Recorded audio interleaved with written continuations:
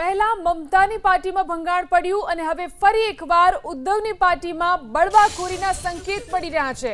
સૂત્રોના હવાલેથી સમાચાર મળી રહ્યા છે કે ઉદ્ધવ ઠાકરેની પાર્ટીના 9માંથી 6 સાંસદો બળવાખોર બન્યા છે। સમાચાર એવા પણ છે કે થોડી વાર બાદ દિલ્હીમાં તમામ 6 સાંસદોની સાંસદ શ્રીકાંત શિંદેના નિવાસસ્થાને બેઠક મળશે। આ બેઠક બાદ બળવાખોર સાંસદો લોકસભા સ્પીકરને મળી અને પોતાનો દાવો રજૂ કરી શકે છે।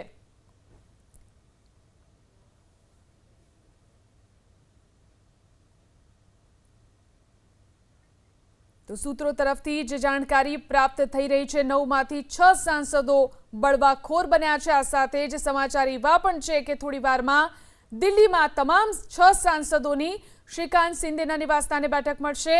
આ બેઠક બાદ બળવાખોર સાંસદો લોકસભા સ્પીકરને મળી અને પોતાનો દાવ રજૂ કરશે।